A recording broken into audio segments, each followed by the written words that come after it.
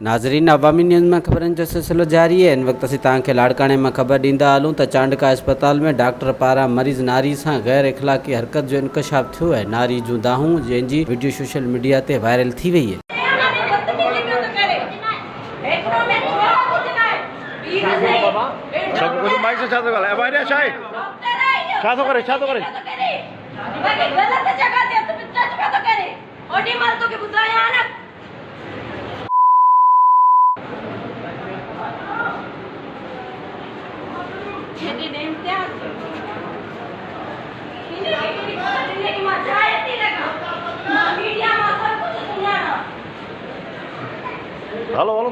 वधीक ख़बरनि ऐं तफ़सील जे लाइ विज़िट कयो असांजी वेबसाइट awamiNewsHD.com ऐं ॾिसंदा रहो अवामी।